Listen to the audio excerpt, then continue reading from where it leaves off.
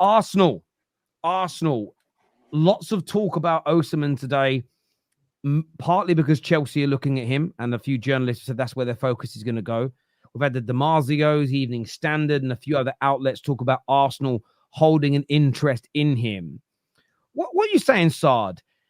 When the Merino deal gets completed, what do you expect Arsenal to do next? Your director of football reportedly told fans in America that just be patient. You're going to be blown away in the end with what we're doing. That doesn't sound to me like Calafiori and Merino. Because no fan will be blown away by that. Do you think it's going to be Osimhen? Do you think it's going to be? Do you think that there could be an Osimhen deal, or do you think it will be somebody else? What's your gut telling you?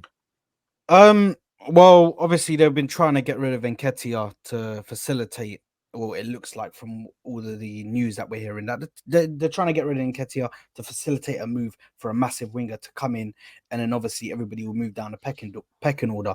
Now, for me, I look at what's going on right now, and I look at how we're reacting in the window. Obviously, rejecting offers for Nketiah, and apparently now it looks like he's staying. Obviously, Olympique Marseille have moved interest, so they're no longer going for him. They went for Wahi, I believe, who's a very good striker in himself as well. I thought he was back on again the other day. I thought he was back on. Is it now off again? Officially today they finalized the deal with Wahi, so now he's going to Olympique Marseille. Okay. So that's, I think the Nketiah deal is officially off now. What that says for a striker, I still think we need a striker. I think we need to go back to the Premier League teams. I think Crystal Palace and Fulham, who were looking at Nketiah, and say, listen, what do you guys want to do? Do you guys want a deal? Let's get this guy out, because I don't think he really has a future anymore, man. I even this season, I don't think this upcoming season he can even stay there, because he's still getting paid 100k a week. He's still bleeding the club of money, and he's not even going to get. I don't think he's going to get into the squad. I think he's going to get loaned out. Even in the I think he's going to get loaned out. Or no. But the thing is, they won't take a loan. They won't take a loan without an obligation. So they need an obligation to buy. Yeah. So they won't just take a loan, just a straight loan. They'll have to have an obligation to buy. So somebody's going to have to buy him either way. Now, I've not lost all complete hope. I still think there is some hope that we can get him sold. But in regards to the question that Terry asked me, obviously talking about the actual striker, I think this is something we need to get. Obviously, the main man I want to get is Victor Gyökeres. I think he's an amazing striker. I think he's exactly what we need. Plugs so many holes in regards to what we need up there, up top. Do you know what I mean? But Osimhen is definitely a good striker. I definitely take Osimhen. The only thing that's really shaky about him is his injury record. But apart from that, listen, he looks like a striker that would suit the Premier League. His physicality, his speed, his ability in the air. Do you know what I mean? I think he's a very good striker, so I'd 100% take him. But if he's told us at the start of the summer that we're going to be blown away and all he gives us is Merino and Calafiori, I'm going to be seething at the end of the transfer window. Absolutely. I don't think Gyökeres will happen either. The League of Portugal has just started. He scored on the opening day and assisted. They've lowered the sell-on clause from Coventry from 15% to 5%. That tells me that they're expecting it to generate a sale. If you finish the window with just Merino and Calafiori, like defensively and midfield, you've got a lot of depth. But in these big games, you need someone who can take the load off of Saka, either from a wide area or a striker. But Gyökeres would be that guy where you come out and just go, right, now we're in business. But this is the thing. You're in the shadows, and Tixie's got this thing about out of nowhere, bang, there's a 70, 80 million signing. They did it with Vardy out. If they come out of nowhere and you finish your window and just on this, and they bring in another forward who replaces Julian Alvarez, that's going to be like a massive. I think in that striker position, sorry there, I know you want to go. I think in that striker position, what we're missing is like the poacher, bro. We're missing somebody who can just occupy the space and be in the right place. If you look at the way we play, the amount of times that Saka or Ben White overlaps on Saka and then they put that low-driven ball into the box, how many times have we seen Arsenal do that? And nobody is ever in the right position. Nobody is ever there to just collect that ball and put it in the back of the net. That's why I think we need a striker like that. We need somebody who can come in and do that. And I think Gyökeres can do that. I think Osimhen can do that. And that's why I think we need to go for one of these strikers. They've been promising a striker for 2-3 years now. We need a striker. You've made 2 signings in the attack, 2 official big signings in Jesus and Havertz. Well, actually, Havertz wasn't even brought in as an attacker.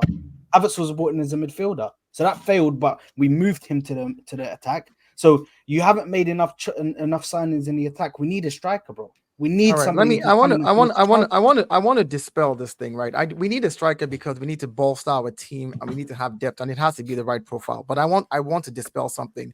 Arsenal last season was a team that distributed its goals. We scored 90 goals or what in the Premiership and over 120 in all competitions, right? So scoring goals was not the issue. The issue with the Arsenal team is the mentality, is knowing that you can just go out there in the games that you did not look. Let me break this down this way.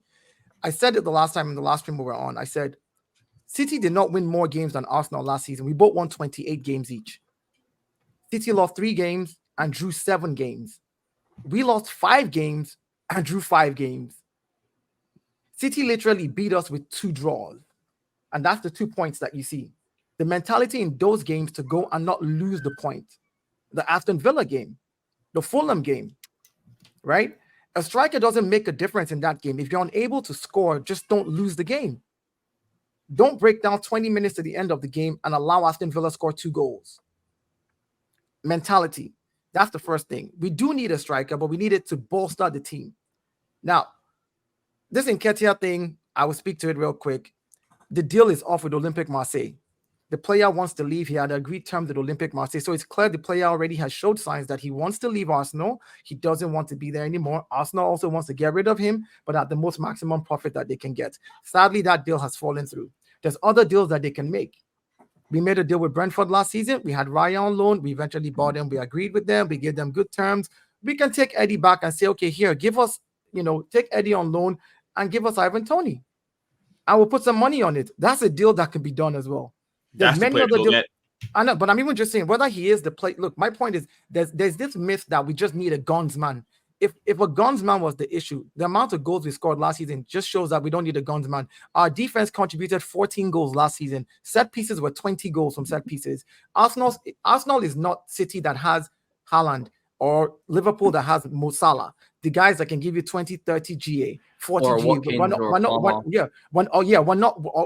not that team. We're a team that spreads our goals around. And until Arsenal fans understand that we play a different way from how these teams play, regardless of whether or not we keep yelling guns man or no guns man, the point is there's certain games where this is what makes the difference between us and City last season. The games where City could not score and win, City did not lose those games. They got their point and they walked away from it. Hence, the fact that City had 7 draws and only 3 losses. The games Wait, but Dial, question for you, bro. Question for you. The games where we needed to do the exact same thing, we lost mentality in those games and we did not do it. We allowed those teams to come back and score 1. The Fulham game, we were 2-1 up. And a few minutes at the end of the game, we let them equalize. Like, what are we doing here? Like, so that's the point. So the gap between us and City is not a massive cavern. It's just that the mentality. City players come out knowing that they're not losing this game. They're there to win. And if it's a minute more, they're going to keep doing everything they need to do to try to win. And if they don't win, they're not losing the game. Arsenal players take their feet off the pedal when it's 5 more minutes at the end of the game and everybody starts defending deep and backtracking. And then bozo moment happens and the other team scores. So mentality needs to shift. Yes, we need an attacker to bolster. And the reason I say we need a striker is this. I would rather have Gabby Jesus and Bukayo Saka on the right, Martinelli and Leandro Trossard on the left. Bring in another attacker with Kai Havertz for our middle. We have Marino in the midfield, Rice, Odegaard, Thomas Partey, and Jorginho. That's the midfield we have. If we have that midfield, we're solid. In defense, we have Calafiori, we have Gabriel, we have Saliba, we have White, we have Timber, who's coming back. That's almost a new signing as well. We didn't see him all last season. We still have Zinchenko as well. So we now have a solid back line, a midfield that will compete and they're big and they're technical, and a forward line where at least if Saka needs to rest, Gabby can be there. If we're switching and bringing, Kai Havertz to the midfield, Jesus can drop into the front, but we do need somebody else up front to challenge with Kai Havertz, just to make the team more bolster the team. That's it.